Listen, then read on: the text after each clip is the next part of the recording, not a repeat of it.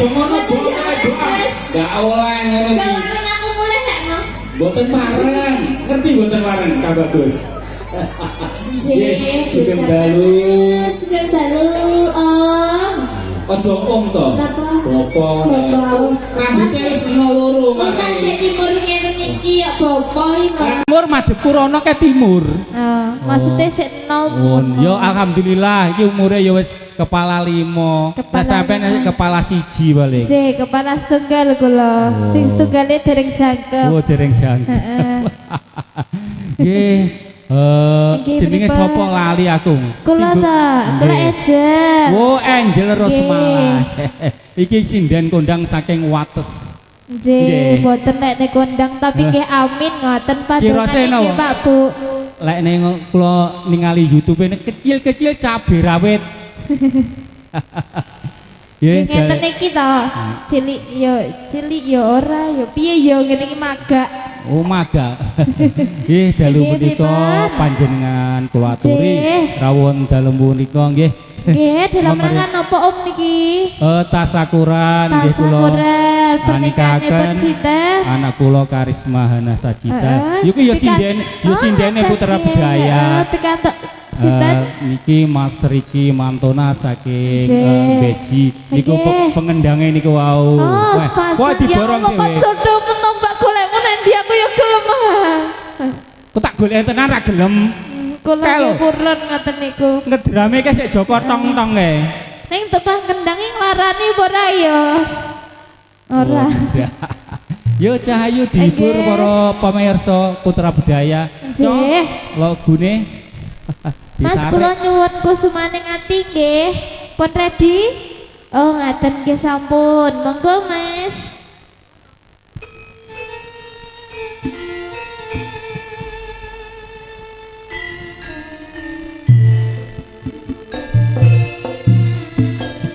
Sarengan putra budaya.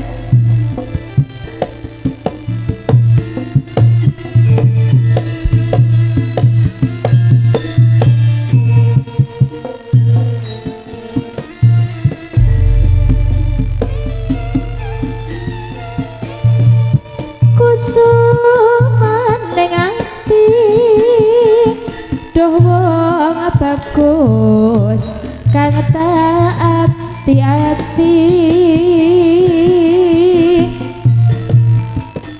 mong kamu bisa gawe tentrem ing atiku biyen nate janji tak ugemi ojo dilali jere kelingan jroning ati sak bedae bumi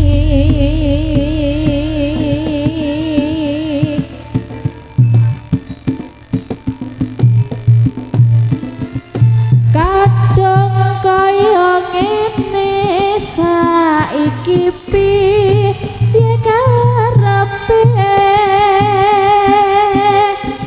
malah mirangake manis pambukane kok pahit dibumburine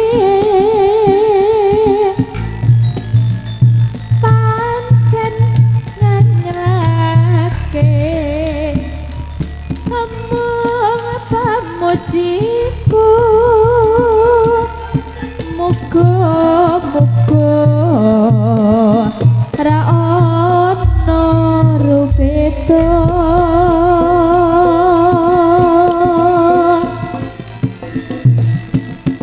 sakungkure nggonmu lunga ora kondo sesarengan putra budaya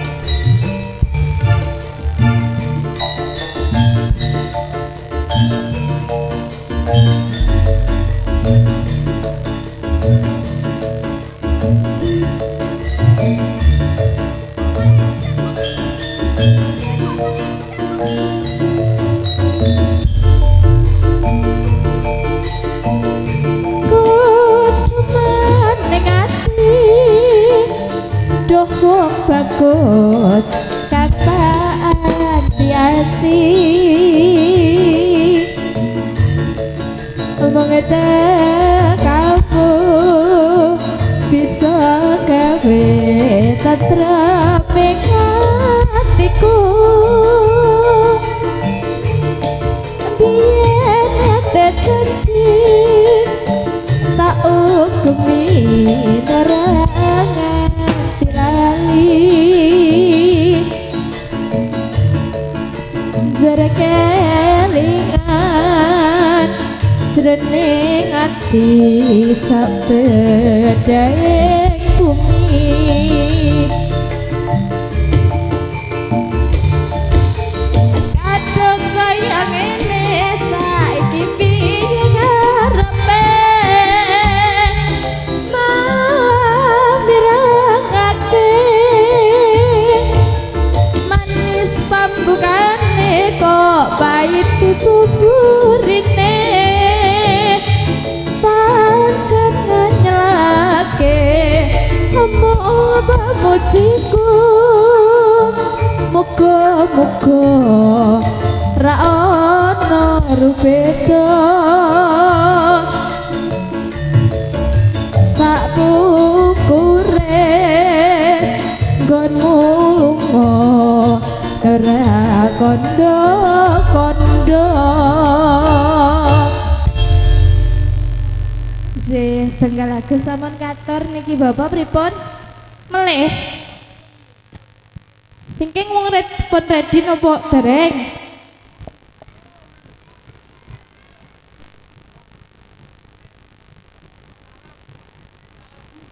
setengah lagu malih ayang-ayang ya mas sambut ayang-ayang oh iya Nesa lagu kira pena. Nggih. Ini sambil menanti yang ada di belakang lek maca aja susui ya Mas. Iki marai wedok, Mbak. Oh, niki estri. Iya lek maca rayu engko didelok penonton ketorone brengut-brengut. Ya sapa ngerti enek sing nyantol dadi mantune penonton ngono. Penonton ya. Teko adoh sangka Tulungagung iki kecantol nyang kene alhamdulillah. Dan lah mriki napa sanes Tulungagung? Mriki plangi Tulungagung. Nggih, Tulungagung mulane kula kirane Tulungagung kan ngoten. Nggih. Ya, Tulungagung kan luas. Heeh. Ning gila ning kene iki ya sangu jaket apa-apa hawane adem. Kene iki mulane Mbak ya. Usume apa? Lemah teles niku. Lemah tales. Tegese, Pak lemah teles niku pripun? Lemah teles terus usum tales wong-wong bodho nyang jero apa ngono kae. Ya menakne sing rabi. Menakne mantan anyar iki ya. Iya ngene ayan aku dhewe nang niki. Heeh. Jenengan anu bibar niki napa putu 5? Ya aja to. Lho, teng napa kok mboten kersa? Kok 5 iki lho. Lah napa 11? Apa ya ini putu langsung 5. Logikane mboten enten to. Kembar. Oh kembar. Oh iya ya. Ya. Ya Nggih. Mangga Mas. Ayang-ayangnya ya ditarik bersama Angel Rosmala. Oke.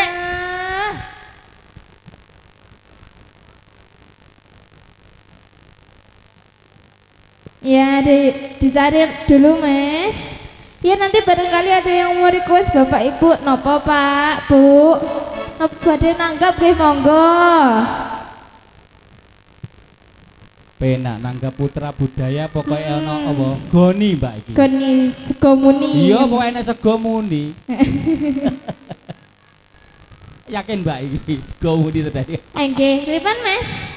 Sampun apa dene? Pun ready? Sampun Oke. mangga. Bareng-bareng putra budaya. Oke. Bersama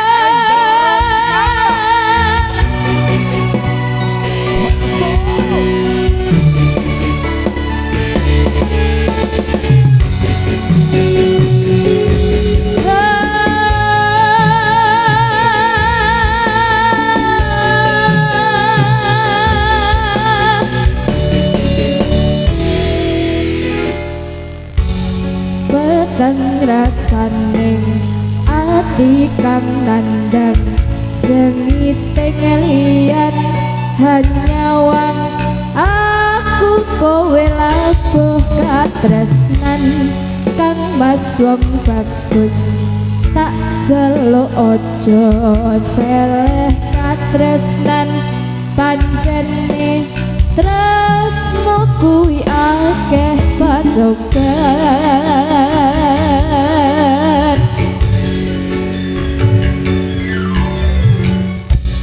arepku meko ngendi katresnan iki yen to aku sliramu rati akoni senadyan donya ra bisa nampa bakal tak jaga yen durung kapisah mrengkang kuwasa kamas kowe sing tak sayang ralilo aku kudu kelangan kamas mustika ning ati tungaku siji tresno iki abadi